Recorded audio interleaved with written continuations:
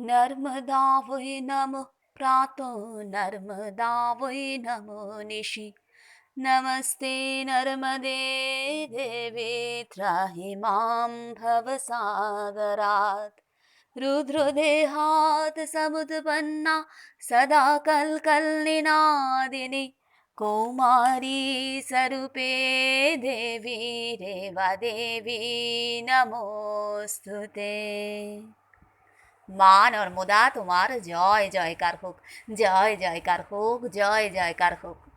বন্ধুরা, তোমাদের সবাইকে এই লাড্ডু গোপাল চ্যানেলে অনেক অনেক স্বাগত।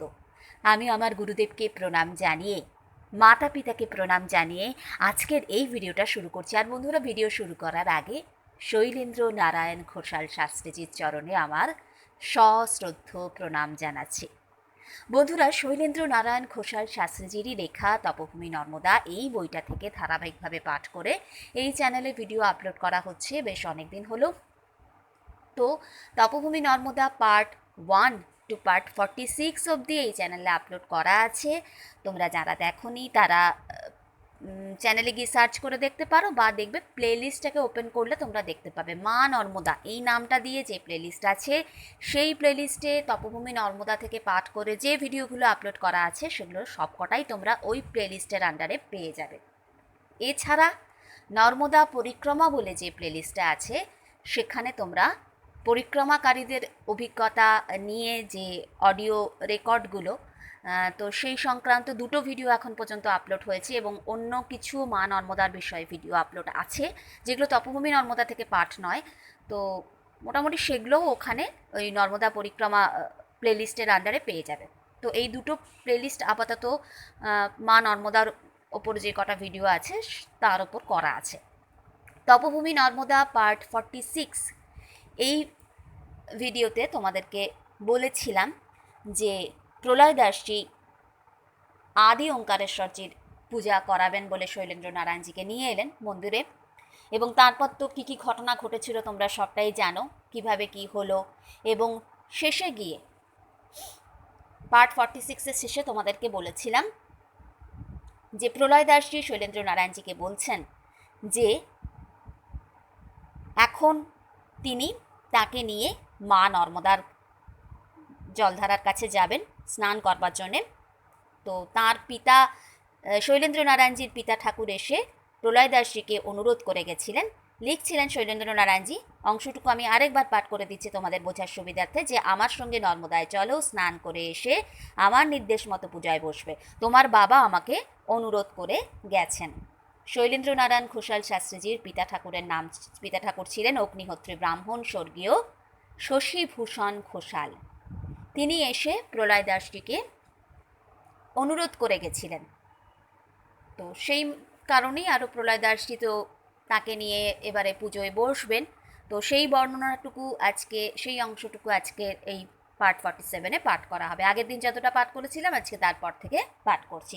তো এরপর তো তারা মা নর্মদা জলধারায় ওখানে গেলেন, নাম স্নান টান সেরে। তারপরে প্রলয় দাসজিও বেলপাতা সংগ্রহের জন্য চলে গেছিলেন। তো বেলপাতা সংগ্রহ করে সমস্ত জিনিস টিনিস নিয়ে তারা এলেন কোথায়? আদি ওঙ্কারেশ্বরজির পাদপীঠে আবার তারা চলে এলেন। কথা বলতে বলতে, লিখছিলেন শৈলেন্দ্র নারায়ণজি, কথা বলতে বলতে আমরা আদি ওঙ্কারেশ্বরের পাদপীঠে পৌঁছে গেলাম। এত দূর অবধি আগের দিন পাঠ করেছিলাম, আজকে তার পর থেকে পাঠ করছি। লিখছেন শৈলেন্দ্র নারায়ণজি, উভয়ে সাষ্টাঙ্গে প্রণিপাত করে পুষ্পপত্র সাজিয়ে নিলাম। প্রলয় দাসজি তাঁর ঝোলা হতে একখণ্ড চন্দন কাঠ বের করে পাথরের উপর চন্দন ঘষে নিতে বললেন। নিজের কমণ্ডলুটি আমার হাতে দিয়ে বললেন, এতে পঞ্চামৃত আছে, আগে আচমন করে আমি যা বলবো তা মন দিয়ে শুনবে। তারপর আমি ইঙ্গিত করলে স্বয়ংভূ লিঙ্গকে ত্রয়ম্বকম যজামহে মন্ত্রে স্নান করাবে। আমি তখন ভাবছি যে মিনিট 10 মতো তিনি আমার কাছ হতে বিল্বপত্র চয়নের জন্য কোথায় গেলেন, এর মধ্যে তিনি পঞ্চামৃত সংগ্রহ কিভাবে করলেন। দেখছি এই অদ্ভুত কর্মা সাধুর পক্ষে সবই সম্ভব। দেখো, 10 মিনিটের জন্য বেলপাতা সংগ্রহের জন্য তিনি কিন্তু গেছিলেন, তার মধ্যে আবার পঞ্চামৃতও সংগ্রহ করে নিয়ে এলেন। লিখছেন শৈলেন্দ্র নারায়ণজি, যে যাই হোক, আমি আচমন করতেই তিনি বললেন, আমি যা বলছি মন দিয়ে শোনো। সত্যযুগে তণ্ডী নামক এক মহর্ষি কঠোর শিব তপস্যা করেছিলেন। তাঁর তপস্যায় তুষ্ট হয়ে মহাদেব তাকে দর্শন দেন। তণ্ডী তাঁর চরণে প্রণত হয়ে বলেন, সাংখ্যচার্যেরা যাকে একমাত্র ধেয় বলে থাকেন, যোগীরা অনন্ত প্রধান পুরুষ প্রকৃতির অধিষ্ঠাতা যে ঈশ্বরকে ধ্যান করেন, পণ্ডিতেরা যাকে জগতের উৎপত্তি ও বিনাশের কারণ বলে উল্লেখ করেন, এবং দেবতা অসুর ও মুনিগণের যার অপেক্ষা কেউ প্রধান নাই, জন্মবিহীন, অনাদি নিধন, আনন্দময়, নিষ্পাপ ও প্রভাবশালী সেই মহাদেবের আমি শরণাপন্ন হলাম। মহাদেবের কৃপা কটাক্ষে মুহূর্তকালের মধ্যে মহর্ষি তণ্ডীর বোধিক ক্ষেত্রে জ্যোতিষ্মতী ও মধুমতী প্রজ্ঞার উদয় হল। সেই প্রজ্ঞা দৃষ্টি বলে তার কাছে শিব তত্ত্ব উদ্ঘাটিত হয়। তখন তিনি যেভাবে সেই তত্ত্বের ব্যাখ্যা করেন, ভগবান বেদব্যাস তার মহাভারতের অনুশাসন পর্বের ৫ম অধ্যায়ে তা লিপিবদ্ধ করেন। তুমি কার কাছে পূজার উদ্দেশ্যে উপস্থিত হয়েছ তা অনুভব করার জন্য ২-৪টি মন্ত্র শোনাচ্ছি, ভক্তি সহকারে শোনো।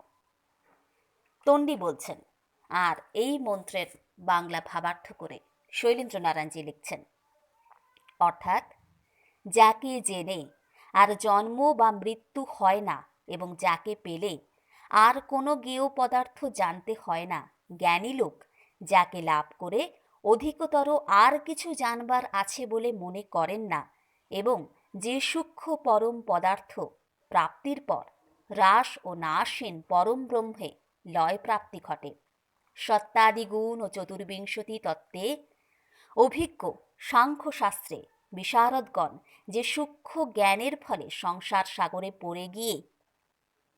সাগরের পারে গিয়ে বন্ধনমুক্ত হন, প্রাণায়ামপর যোগী, বেদজ্ঞ ও বেদান্ত জ্ঞানে পরিনিষ্ঠিত মহাত্মারা যার মন্ত্র জপ করে অন্তিমে যাতে প্রবিষ্ট হন, তপস্বিদ্ধগণ ওঙ্কার রূপ রথে আরোহণ করে সেই মহেশ্বরে লয়প্রাপ্ত হয়ে থাকেন।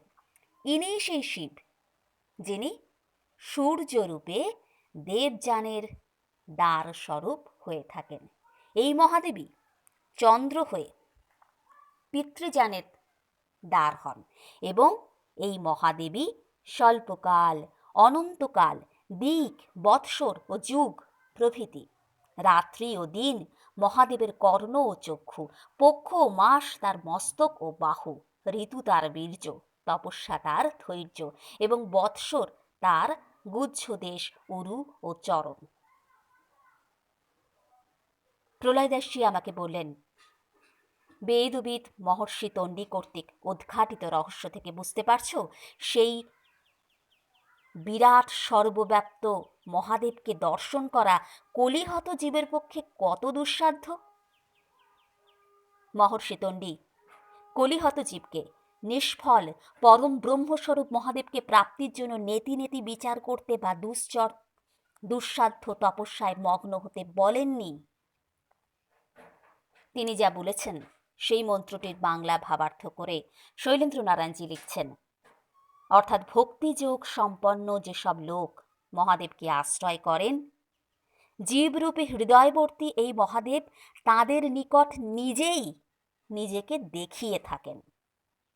যাই হোক, মহর্ষি তণ্ডী মহাদেবের যখন দর্শন পান তখন তার হৃদয়ে মহাদেবের ১০০ সিদ্ধ নাম স্ফুরিত হয়। তিনি সেই সব নাম ব্রহ্মাকে বলেন। ব্রহ্মা তা স্বর্গলোকে প্রচার করেন। মহর্ষি তণ্ডী সর্বপ্রথম মর্তলোকে ওই গুচ্ছাতিগুচ্ছ নাম সকল অবতারিত করেছিলেন। তার কাছ থেকে মহর্ষি উপমন্যু লাভ করে তার শিষ্য কৃষ্ণকে বলেন। কৃষ্ণ তা যুধিষ্ঠিরের কাছে বর্ণনা করেন। ভগবান বেদব্যাস মহাভারতের অনুশাসন পর্বে তা ব্যক্ত করেছেন। একবার শ্রীকৃষ্ণ তপস্যার জন্য হিমালয়ে গিয়ে মহর্ষি উপমন্যুর দর্শন পান। আর দিন যাবৎ তিনি উপমন্যুর কাছে শিব রহস্য শোনার পর তার কাছে দীক্ষা গ্রহণ করেন। সে সম্বন্ধে স্বয়ং শ্রীকৃষ্ণের উক্তি।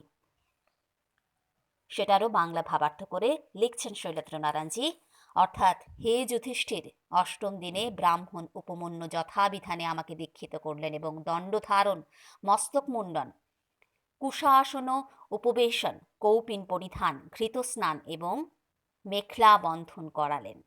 তারপর আমি ফল মাত্র ভোজন করে 1 মাস, জল মাত্র পান করে 2য় মাস এবং বায়ু ভোজন করে 3য়, 4র্থ, 5ম মাস অতিবাহিত করে 1 পায়ে দাঁড়িয়ে ঊর্ধ্ববাহু সতর্ক হয়ে অবশেষে আকাশে সহস্র সূর্যের তেজ দেখতে পেলাম। সেই সূর্য জ্যোতির মধ্যে পার্বতী ও মহেশ্বরের রূপ আমার কাছে প্রকট হলো। এইভাবে তো প্রলয়দাসজি শৈলেন্দ্রনারায়ণজিকে অনেক কথা বললেন। তারপর তিনি বলছেন, অর্থাৎ প্রলয়দাসজি তাকে বলছেন, লিখছেন শৈলেন্দ্রনারায়ণজি, প্রলয়দাসজি এইসব তত্ত্ব ও তথ্য বলার পর তার ঝোলা হতে একটি পুস্তিকা বের করে আমার সামনে রেখে বললেন, এই হলো মহর্ষি তন্ডী বর্ণিত সহস্র নাম। তুমি পঞ্চামৃতে স্বয়ংভূলিঙ্গকে স্নান করিয়ে এই স্তবরাজ ভক্তি ভরে পাঠ করে 5টি করে বেলপাতা চন্দন মাখিয়ে প্রথমে তোমার পিতৃদত্ত সপ্তাক্ষর বীজে পড়ে আর 5টি বেলপাতা কপিলধারা আশ্রমে তোমার কাছে যে মন্ত্র প্রকট হয়েছিল সেই বীজে মহাদেবকে অর্পণ করো এবং তার ফল অবিলম্বে প্রত্যক্ষ করো।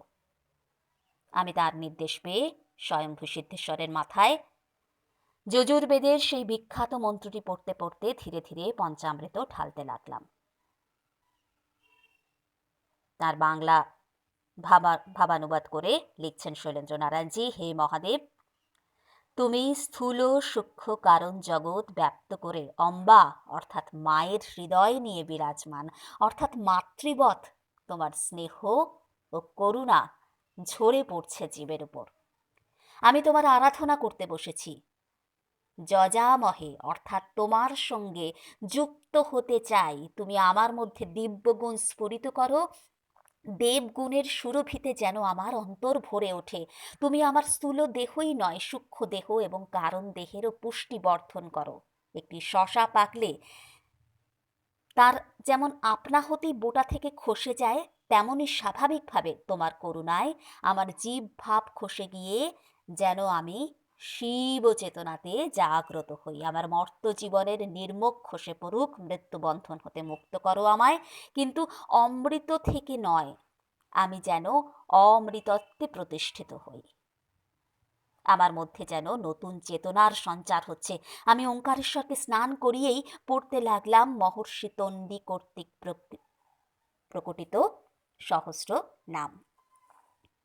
এই স্তবরাজের এইটা পাঠ করতে শৈলেন্দ্রনারায়ণজির অনেকক্ষণ সময় লেগে গেল। লিখছেন তিনি যে এই সহস্র নামের স্তবরাজ পাঠ করতেই অনেকক্ষণ সময় লাগলো। সব শিবের নাম, তার বিভিন্ন মহিমা জ্ঞাপক নাম। এই দেখে আশ্চর্য হলাম যে এই নামাবলী কতগুলো নামের শুষ্ক ফর্দ মাত্র নয়। প্রত্যেক নামের মধ্যে এমনভাবে চৈতন্য শক্তি অনুসৃত আছে যে প্রত্যেকটি নাম উচ্চারণের সঙ্গে সঙ্গে আমার মনে যেন তড়িৎ কণার উদয় হচ্ছে। আমার শরীরকে ঘিরে যে অশ্রু, পুলক, রোমাঞ্চ, শিহরণ প্রভৃতি ভাবের সঞ্চার হচ্ছে, তা অর্থবোধের অপেক্ষা রাখছে না। শেষ নামটি উচ্চারিত হওয়ার সঙ্গে সঙ্গেই প্রলয়দাসী বলে উঠলেন, पहले आपका इष्ट मंत्र सिमरन करके बिल्लपत्र दीजिए, 5 ठो दीजिए, उसका बाद 5 ठो देना मातृ पितृबीज सिमरन करके। আমি ভালো করে চন্দন মাখিয়ে সপ্তাক্ষর বীজ মনে মনে উচ্চারণ করে আদি ওঙ্কারেশ্বরের মাথায় অর্পণ করলাম। অর্পণ করার সঙ্গে সঙ্গেই এক একটি করে বেলপাতা রেখা বেষ্টনের বাইরে এসে ঠিকরে পড়ল। অপার বিস্ময়ে ও আনন্দে আমার চোখ দিয়ে জল গড়িয়ে পড়তে লাগলো। বৈশাখ মাসের কররৌদ্রে আমি বসে আছি। শেষ বিল্লপত্রটি অর্থাৎ পঞ্চম বিল্লপত্রটি ঠিকরে আসার পরেই মনে হলো কেউ যেন আমাকে বাততাপ নিয়ন্ত্রিত ঘরে এইমাত্র বসিয়ে দিয়ে গেলেন। আমার প্রাণের মধ্যেও স্নিগ্ধ শান্তির পরশ। মাতৃপিতৃবীজ সিমিরান করে এরম তো বলে প্রলয়দাসী তাকে বললেন যে আরও 5টা বিল্লপত্র অর্পণ করতে হবে। লিখছেন শৈলেন্দ্রনারায়ণজি যে बिल्लपत्रे चंदन माखाচ্ছি। प्रलयदासी बोलें सप्ताक्षर में शांति और इस अक्षर में श्री विद्या का एक अक्षर बीज भी है। इसलिए इसमें तेज का प्रकाश होगा। আমি ভক্তি ভরে এক একটি চন্দন সিক্ত বিল্লপত্র মৃদু কণ্ঠে অস্ফুট স্বরে উচ্চারণ করতে করতে স্বয়ম্ভু লিঙ্গে অর্পণ করতে লাগলাম। পঞ্চমটি দিয়ে দেওয়ার পরেই এক একটি বিল্লপত্র ঠিকরে এসে পড়ল। রৌদ্র কিরণকে ছাপিয়ে একটা জ্যোতির গোলক আমাকে ঘিরে ধরল। ঊর্ধ্ব অধ সর্বত্র ব্যাপ্ত করে যেন জ্যোতির প্রবাহ নেমে আসছে। আমি জ্ঞানে জেগে উঠেছি, আমি ধ্যানে জেগে উঠেছি, আমি তখন প্রাণে জেগে উঠেছি, বেদে জেগে উঠেছি, আমি অমৃতে জেগে উঠেছি। অনেকক্ষণ পরে মনে হলো আমার ব্রহ্মরন্ধ্র থেকে মেরুদণ্ডের নিচের দিকে যেন আঙুল দিয়ে কেউ দোলে দিচ্ছেন। ধীরে ধীরে চেষ্টা করে চোখ খুললাম। সামনে আদি ওঙ্কারেশ্বর আপন মহিমায় স্থিত আছেন, পেছনে দাঁড়িয়ে প্রলয় দাসজি। তিনি বললেন, 3 बज गया, हमारा हाथ पकड़ के मंदिर प्रदक्षिण करो। তিনি আমার হাত ধরে 3 বার এই জ্যোতির্লিঙ্গকে প্রদক্ষিণ করালেন। তাঁর সঙ্গে আমিও সাষ্টাঙ্গে প্রণাম করলাম।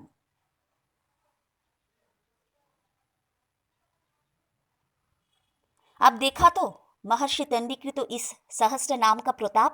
शूल पानी झाड़ी में जब पत्थरगिरी जी का आश्रम में पूछेगा कौन विधि से आदि ओंकारेश्वर का पूजा किया, आप जवाब देगा महादेव की सहस्त्र नाम पाठ करके अर्चन किया।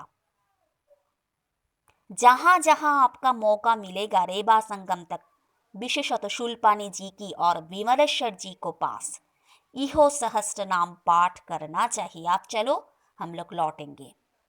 তাকিয়ে দেখলাম কোথাও কোনো জনমানব নাই। খাঁ খাঁ করছে চারদিক। সাতপুরা পর্বতমালা এবং এই শৈলদ্বীপের বৈদুর্য পর্বত রৌদ্র তাপে যেন ঝলসে উঠেছে। ভৈরবশিলা দেখতে এসে মঙ্গলদাসজির সঙ্গে যে পথে হেঁটেছিলাম, ইনি সেই পথ ধরেই চলছেন। ক্রমে আমরা শম্ভুনাথের পরিত্যক্ত কুটির অতিক্রম করে ওঙ্কারেশ্বর মন্দিরে এসে পৌঁছে গেলাম। মন্দিরের প্রধান সিঁড়ি বাদ দিয়ে পূর্ব দিকের চত্বরে ছায়াতে বসলাম। বসেই তিনি বললেন, अभी तो करीब 1.5 महीना इधर ठहरेंगे।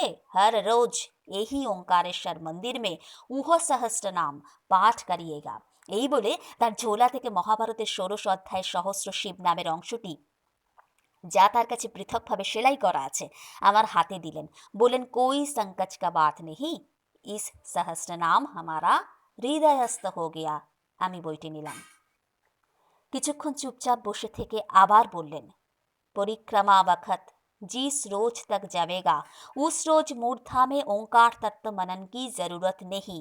गर्मी का वक्त भी ज्यादा मत करना। আবার কিছুক্ষণ চুপচাপ। বুঝলাম আসন্ন বিদায়ের পূর্বে তিনি হয়তো কিছু ভাবছেন, কিন্তু এই মহাপুরুষের কোনো উচ্ছ্বাস বা আবেগ আছে বলে তো মনে হয় না। চোখে যে মনের ভাবের ছায়া ফেলে, সে চোখও তো বন্ধ, কিছু বোঝার উপায় নেই। আমারই বুকে কান্না যেন ডুকরে উঠছে। মাত্র কয়েকদিনের পরিচয়, তবুও মনে হচ্ছে যেন জন্ম জন্মান্তরের বন্ধু তিনি। কত যেন আপনজন। আমি বাষ্পরুদ্ধ কণ্ঠে জিজ্ঞাসা করলাম, আবার কবে আপনার দর্শন পাবো? তিনি কোনো উত্তর দিলেন না। 2 মিনিট কাল চুপ থেকে আবার বললেন, প্রতিদিন মন্দিরে এসে যতদিন এখানে আছি মহর্ষি তন্ডীর ওই সহস্র নাম নিশ্চয়ই পড়ব। এ কথাটা বলছেন কে? শৈলেন্দ্র নারায়ণজি লিখছেন তিনি আরও বলছেন যে প্রতিদিন বিকালে রামদাসজি বলেছেন তুলসীদাসজির রামচরিত मानस পড়াবেন। कोई हर्जा नहीं, अच्छा ही होगा। राम नाम तो ओंकार ही है, तारक ब्रह्म नाम राम और ओम बराबर एक ही चीज है। कैसे कैसे देखिए, हम समझा देता हूँ। এই বলে তার ছোলা থেকে এক খণ্ড চক খুরি বার করলেন। আমি আশ্চর্য হলাম এই ভেবে যে এই মহাযোগীর ছোলাতে কোনো বস্তুরই অভাব নেই।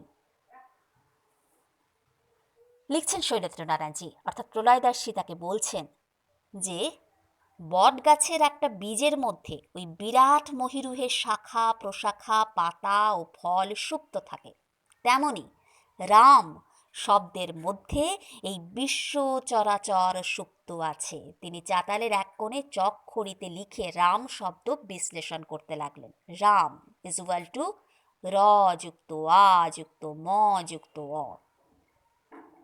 আবার সমান চিহ্ন দিয়ে লিখছেন রয় হসন্ত, রয় হসন্ত যুক্ত অ যুক্ত অ যুক্ত ম যুক্ত অ। তুমি তো জানো স্বরবর্ণ মাত্রই পুংলিঙ্গ এবং স্বাধীন, আর ব্যঞ্জন বর্ণ মাত্রই স্ত্রীলিঙ্গ পরাধীন। আদ্যন্ত বিপর্যয়স্য। পাণিনির এই সূত্রানুসারে বিশ্লেষিত রাম শব্দের অ সামনে এলো, তাহলে দাঁড়ালো অ যুক্ত র যুক্ত অ যুক্ত ম। এখানে র আর ম দুটোর তলাতেই হসন্ত চিহ্ন রয়েছে। এইভাবে তাকে ভেঙে বোঝালেন প্রলয় দাসজি। লিখছেন তিনি, ব্যাকরণের নিয়ম হচ্ছে যদি কোনো শব্দের আগে র বর্ণের পূর্বভাগে এবং উত্তরভাগে যদি অ বসে, তবে তার র বর্ণ হর্ষৌকারে বা হর্ষৌ বর্ণে পরিণত হয়। রয় হসন্ত যুক্ত অ সমান হর্ষৌ হয়ে যায়।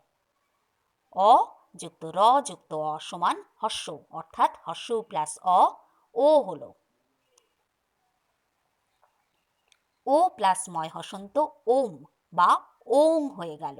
এইভাবে রাম শব্দের মধ্যে ওং লুক্কায়িত আছে। তাই ঋষিদের উপলব্ধি ওঙ্কার তত্ত্ব মনন করলে যেমন কোনো বস্তুই অপ্রাপ্ত থাকে না, রাম শব্দ মনন করলেও কোনো বস্তুই অপ্রাপ্ত থাকে না।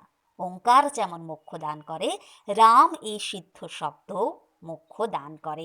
তাই রাম মন্ত্রকে বলা হয় তারক ব্রহ্ম নাম।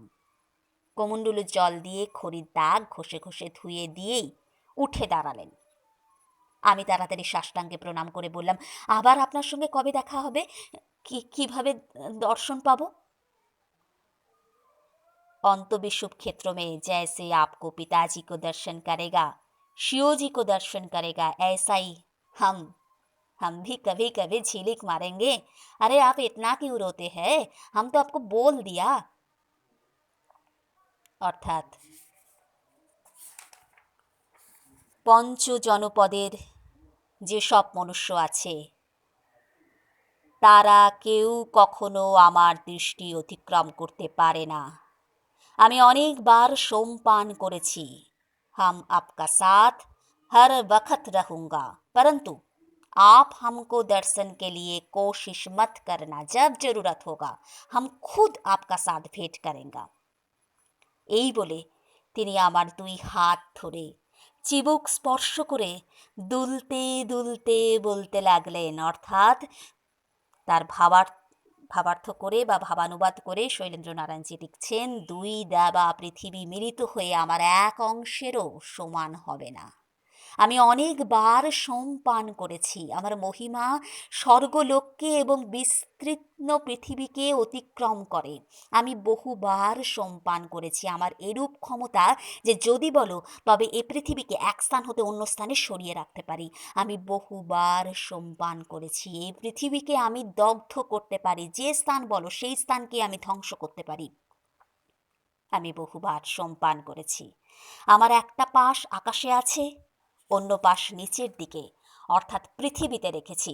আমি বহুবার সোমপান করেছি। আমি মহতের মহৎ, আমি আকাশের দিকে উঠেছি। আমি বহুবার সোমপান করেছি। দুলতে দুলতেই তিনি বেদ মন্ত্র মুখে এগুলো উচ্চারণ করছিলেন এবং ক্রমেই তার শরীর বেতসপত্রের মতো কাঁপছিল। কাঁপতে কাঁপতেই তিনি ধপ করে বসে পড়লেন। তার শরীর অস্বাভাবিকভাবে উজ্জ্বল হয়ে উঠেছে। শরীরে কোনো চেতনা আছে বলে মনে হলো না। তার একটি হাত বাঁকাভাবে কোলে পড়েছিল। সেই হাতটা ঠিকভাবে রাখবার জন্য হাত দিতে গিয়ে দেখি আমি যেন ডিসি কারেন্টের মুখে হাত দিয়ে ফেলেছি। ইলেকট্রিক শক খাওয়ার মতো ঠিকরে পড়লাম দুহাত দূরে। আমি চুপচাপ তার দিকে তাকিয়ে বসে রইলাম। ক্রমে মন্দিরের পূর্ব দিকের চত্বরে বসেই অনুভব করলাম যে মন্দিরের প্রধান দরজা খুলেছে। আমি বসে বসে মহাত্মার কণ্ঠোচ্চারিত বেদ মন্ত্রগুলোর ভাবার্থ বোঝার চেষ্টা করতে লাগলাম। এরপর প্রলয় দাসজি ওখানে অনেকক্ষণ বসেছিলেন এবং তারপর আরও অনেকগুলো ঘটনা ঘটেছে, যেগুলোর যদি উল্লেখ করতে চাই আজকের এই ভিডিওটা অনেক বড় হয়ে যাবে। তাই সেগুলো জানতে গেলে তোমাদেরকে অবশ্যই তপভূমি নর্মদা পার্ট 48 শুনতেই হবে। তোমরা শুনো, পার্ট 48-এ সেই কথাগুলো শেয়ার করব। আজকের ভিডিওটাকে এখানেই শেষ করছি বন্ধুরা। আজকের পাঠকে এখানেই বিশ্রাম দিচ্ছি। রোজকার মতন শিব ও সুন্দরের বন্দনা করে আজকের পাঠকে বিশ্রাম দেব। তোমরাও চলো আমার সাথে একটু শিব ও সুন্দরের বন্দনা করো। শিবোহম শিবোহম শিবস্বরূপোহম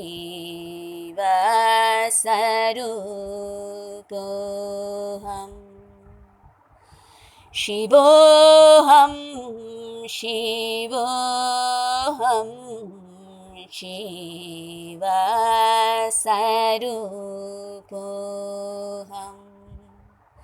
नितोऽहं शुद्धोऽहं बुद्धोऽहं मुक्तोऽहं शिवोऽहं शिवोऽहं शिवस्वरूपोऽहं